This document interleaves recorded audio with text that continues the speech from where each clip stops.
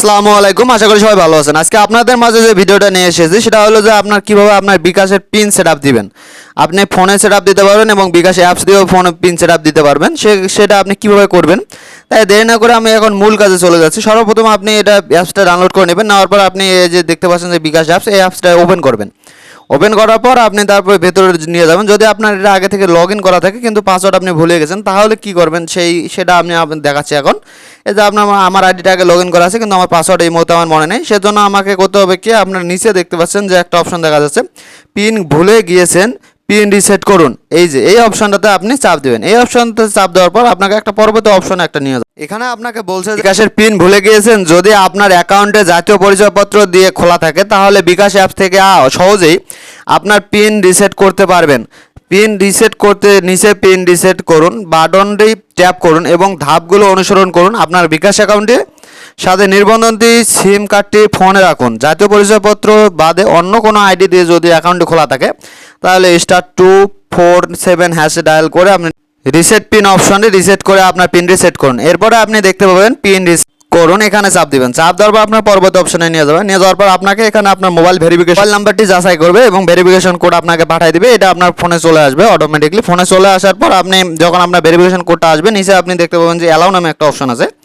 এই অ্যালাউ অপশনটা আপনি এখন অ্যালাউ করে দেবেন। এই অ্যালাউ অপশনটা যখন আপনি চাপ দেবেন এখানে অ্যালাউ হয়ে যাবে। অ্যালাউ করার পর আপনাকে দেখতে পাচ্ছেন যে এখানে চেহারা স্ক্যানিং করার জন্য বলতেছে।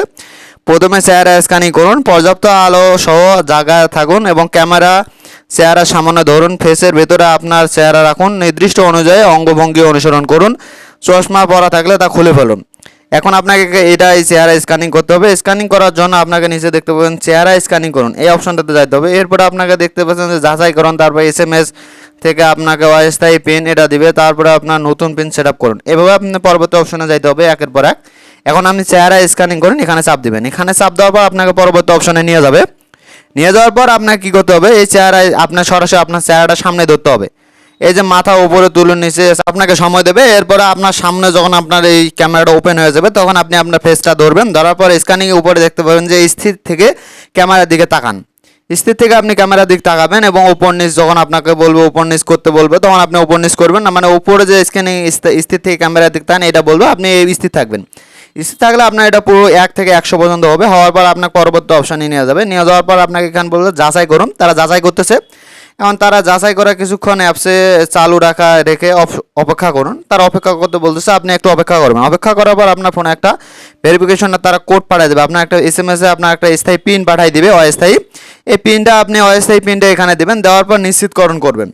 নিশ্চিতকরণ করার পর করুন। এরপরে আপনি এই যে নতুন পিন আপনার 5 সংখ্যার একটা আপনি সেট আপ করে দেবেন। দেওয়ার পর আপনি এই যে নিশ্চিত করুন, এখানে আপনি চাপ দেবেন। দেওয়ার পর আপনার বিকাশ নাম্বারটা থাকবে। এখানে আপনি যে বিকাশটা ওখানে নতুন পিন নাম্বারটা দিয়েছেন সেই পিন নাম্বারটা এখানে দেবেন।